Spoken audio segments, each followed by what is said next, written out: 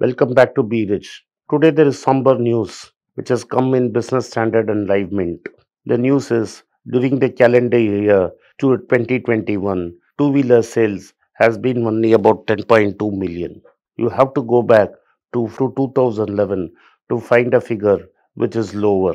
In 2011, we sold 9.97 million. The peak sale was around 18 million in the year 2018, the year just after the demonetization. It is now very clear that the economy was hurting even from 2018, the year following the demonetization when sales peaked. Why is this number extremely important? For anybody who's trying to go from a lower middle class family to a middle class family and wants to show his status to the world, the first purchase that one does is buy a new two wheeler. In fact, in rural India, what we know as Bharat, the gift for a marriage is a motorcycle. It used to be a hero motorcycle. That is, when a person got married, as a part of the gift, the bridegroom was gifted a motorcycle. That was the custom and still remains a custom. What does this decline in sale continuously from 2018, and now it has declined to a period where it has gone back 10 years? Of course, one may argue that people are moving to four wheelers. So I did a check of four wheeler sales, and four wheeler sales are nothing to write home about. Even four wheeler sales are declining. The four wheeler sales seems to be constant because what cars are being sold are higher end cars. Audi and Mercedes Benz have recorded a huge sales growth in India, and they have said they have never got such a great response in the Indian market. The Maruti sales are down by 20%. Maruti dominates the lower entry level models, so we cannot say people have graduated from motorcycles and scooters to cars. What is now happening? There is clearly a big pain point in the Indian economy. This is what CMIE has been telling us for a long time, that unemployment has remained extremely high in our economy. And when we say unemployment, it is not the IT jobs, it is not the corporate jobs. IT and corporates don't provide most of these jobs. Most of the salary comes from SME, MSME sector, which is in deep trouble, and in the informal sector.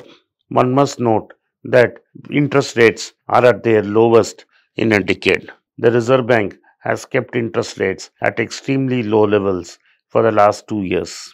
So, two wheeler buyers will get extremely good rates to buy two wheelers.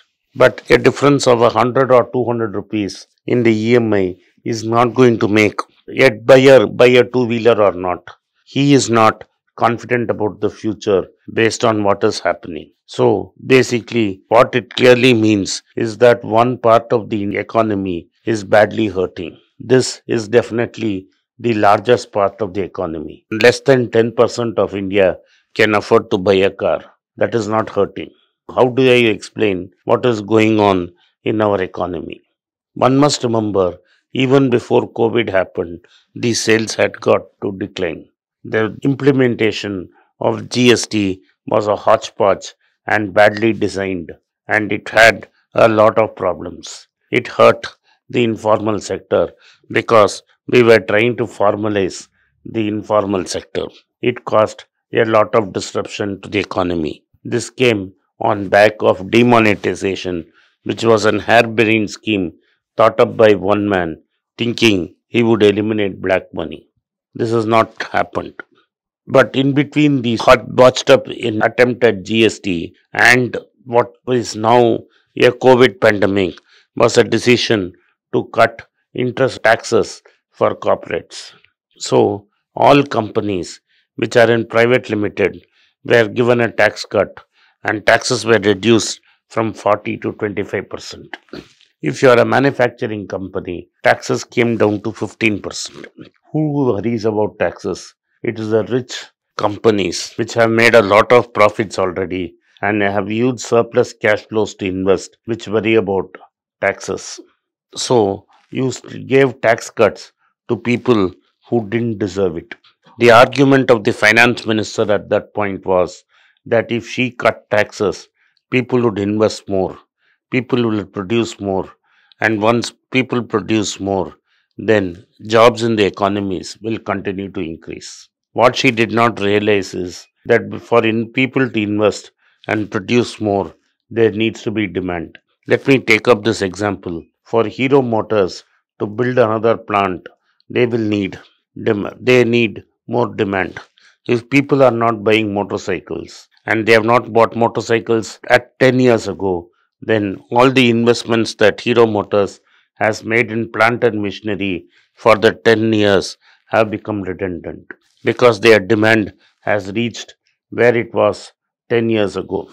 So, any new plant they put will be foolish. So, if I were a Munjal, and then why will I invest in a new plant to make two wheelers when my existing plant is operating at 50% capacity?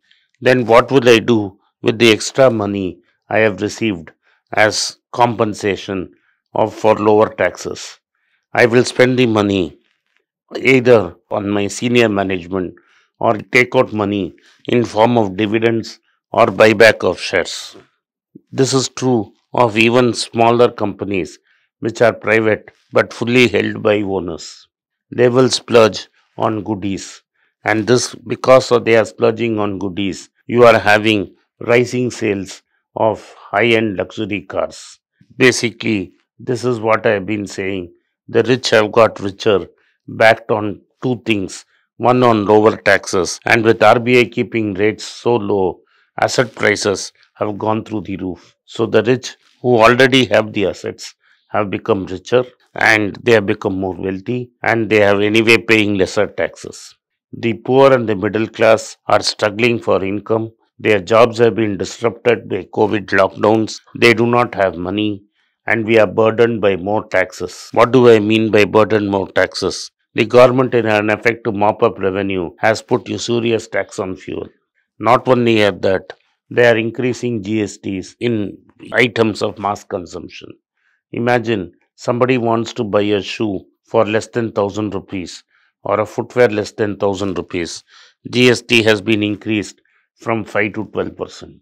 So, anybody thinking of buying a footwear in rural India will think twice. Basically, what you are doing is picking the pocket of the poor and satisfying the rich. This will lead to bigger troubles as we go down the road. Thank you for watching. Be rich. It's a great privilege and honor that so many of you in thousands have subscribed to my channel and have supported me. I have written two books in English, The Alchemy of Money and Ordinary Stocks, Extraordinary Profits. These books are published by us and are ready. If you want to procure a copy, send us a message to the WhatsApp number given below and my team would respond to you. If you want an Amazon Kindle copy, you can click the link below. Finally, those who wish to consult with me can send a mail to berichenglish@gmail.com.